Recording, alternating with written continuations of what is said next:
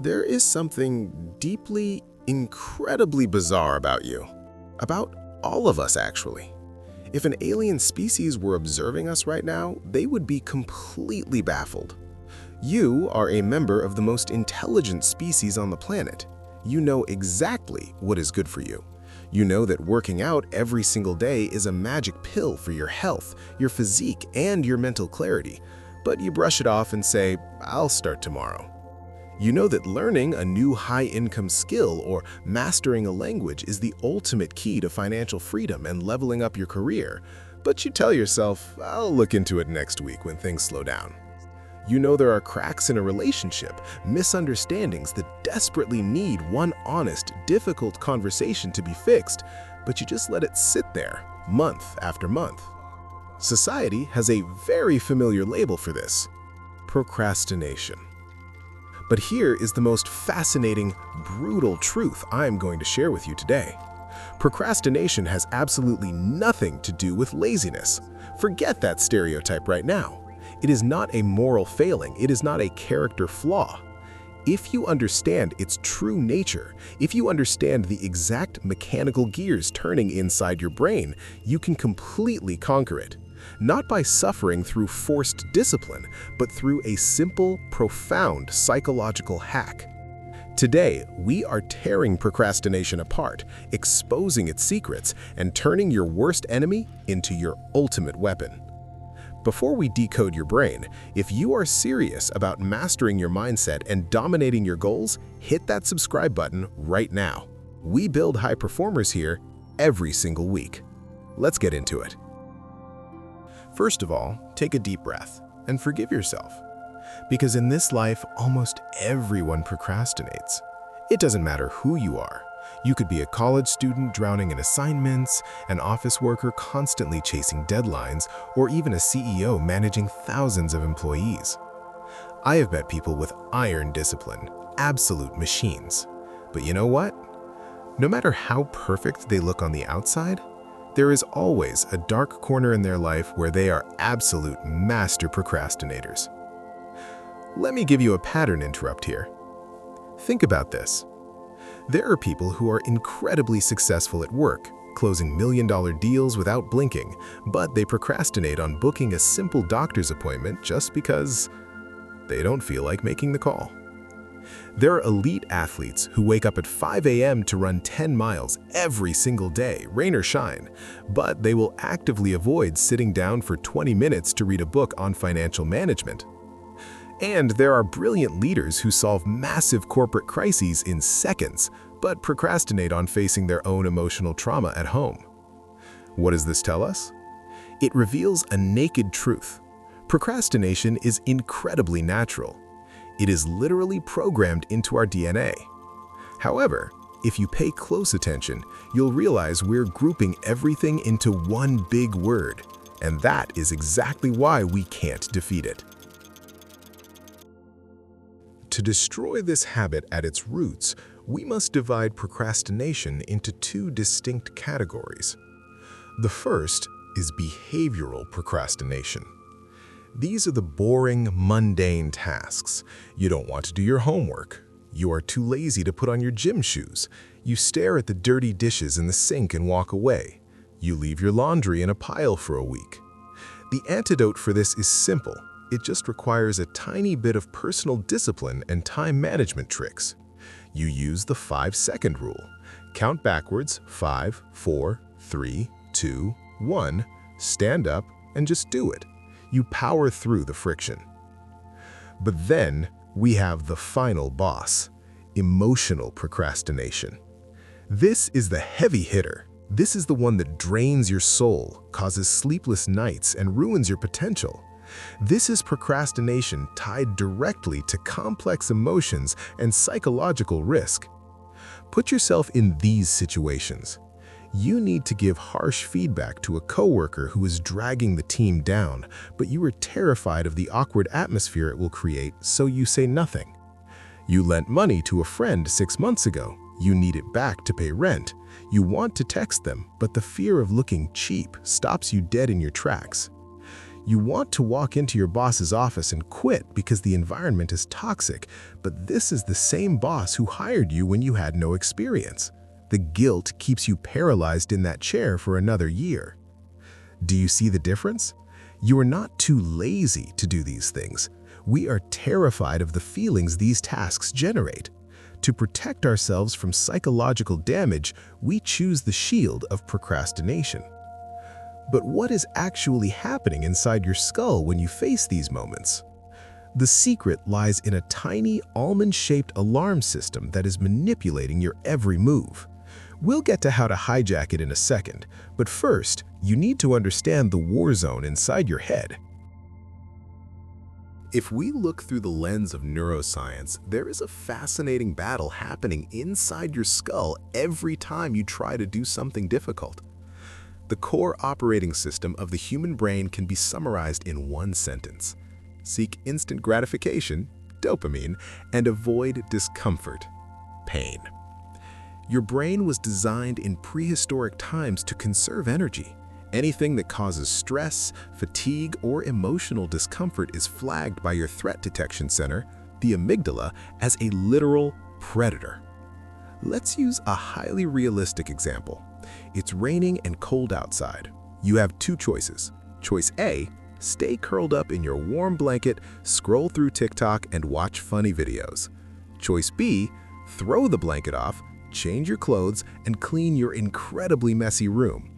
99% of people choose the first one. Why? Not because they don't know a clean room is better, but because the act of cleaning creates initial friction, a massive wall of discomfort. Meanwhile, scrolling on your phone injects cheap, instant dopamine into your bloodstream without you burning a single calorie. Your brain automatically rationalizes it. Just 5 more minutes won't hurt anyone. The exact same thing happens with your important tasks. Opening a textbook equals brain strain, equals discomfort. Opening an Excel spreadsheet equals headache, equals discomfort. Texting to resolve a conflict equals heart palpitations, equals discomfort. These tasks all share a fatal flaw. They are incredibly uncomfortable at the starting line. The fear of the initial barrier is much larger than the task itself. So your brain's defense system screams, delay, escape, go do something fun right now. After years of studying behavioral psychology, observing high performers, and learning from my own massive failures, I have synthesized a mind hack that feels almost like cheating. It does not require you to aggressively force yourself. It leverages the very discomfort avoidance mechanism we just talked about. Here is the 3-step framework to beat emotional procrastination. Step 1. Identify the bottleneck, the hardest part. When facing a task you've delayed for months, do not look at it as one giant monster. Break it down and ask yourself one single question. What exact part of this process terrifies me the most? Let's go back to the classic example. Texting a friend to ask for your money back. If you look at the whole task, it's terrifying, but it's actually a sequence.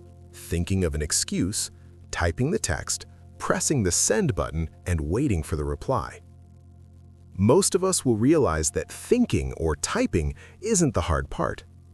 The hardest, most stress-inducing moment is when your finger hovers over the send button. That is the point of no return. That is where the emotional risk hits. Once you identify this exact bottleneck, you have solved 50% of the problem. Step 2. Isolate the emotion. Do the easy part first. Once you've isolated the hardest part, pressing send, you need to negotiate with your brain. You literally tell it, "Don't worry, I am not going to press the send button today. I promise. I am only going to do the easy part." What is the easy part? Drafting the message. Open your Notes app, write the message, "Hey man, hope everything is good. I'm in a bit of a tight spot right now. Do you think you could transfer that money back this week?" The golden rule here is, do not send it. Just write it and save it. Immediately, you will experience a magical sensation. The pressure deflates like a balloon. Your brain doesn't feel threatened because nothing was sent, but in reality, you just completed the core of the work. You now have your weapon loaded. Step 3. Strike at peak energy. Human energy and emotions do not travel in a straight line. Throughout your day, you will have moments of exhaustion and insecurity. But inevitably, you will have moments where you feel incredibly sharp, powerful, and decisive, usually after a good workout, after a strong cup of coffee, or after crushing a small task. Patiently wait for that high-energy moment. When you feel that surge of dopamine and confidence, open your Notes app. It takes 2 seconds. Copy, paste into the chat, hit send. Boom. A highly sensitive task that kept you awake for months is resolved in 2 seconds of explosive courage. Alongside that 3-step method, there's another technique that is so stupidly simple you might not believe me, but it is the ultimate savior for an overwhelmed mind. Tonight, before you go to sleep, grab a blank piece of paper and a pen. Write this question at the top. What are the things I know I absolutely must do, but I completely refuse to do right now? Be brutally honest, no judgment. List everything out. Calling an angry client to apologize. Renewing your gym membership. Cleaning out the garage. Writing the quarterly report. Having a serious talk with your partner about chores. The absolute prerequisite for this method is this. Your job stops at writing it down. Do not force yourself to stand up and do them. Fold the paper, leave it on your desk. Period. Why does this work?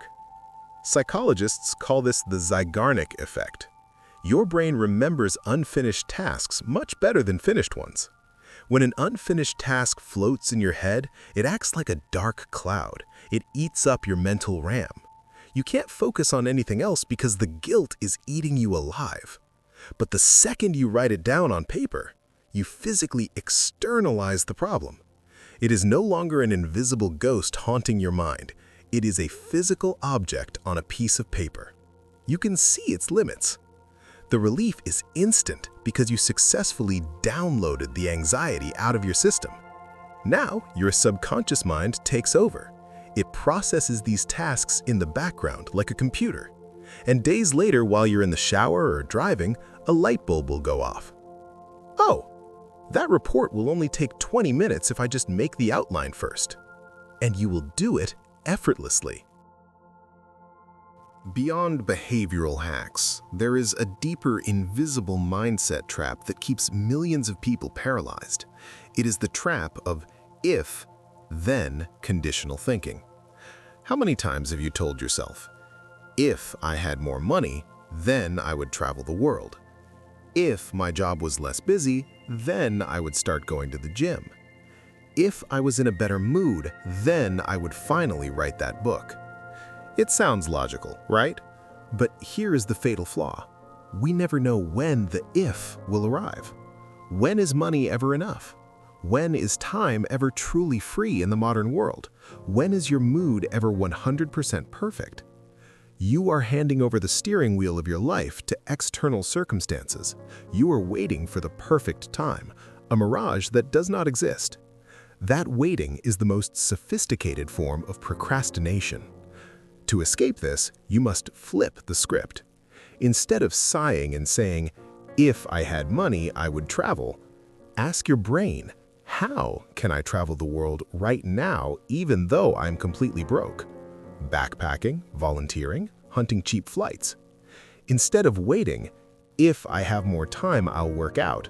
Challenge yourself, how can I get an incredibly effective workout in my bedroom using only 10 minutes? The quality of your life is dictated by the quality of the questions you ask yourself. The moment you switch from if, then to how to, your brain stops making excuses. It's forced to boot up its creative engine and find solutions. Let me leave you with a crucial theorem about confidence. Many people procrastinate because they think, I need to feel completely confident and ready before I start. They have it completely backwards. Confidence is never born from sitting on a couch thinking. It is forged in the fire of real-world experience. Action produces results. Results, even tiny ones, produce confidence. Confidence drives bigger action. It is a loop. Fear and procrastination only survive in the unknown. When you cross the starting line, you create experience, and that experience chokes out procrastination forever.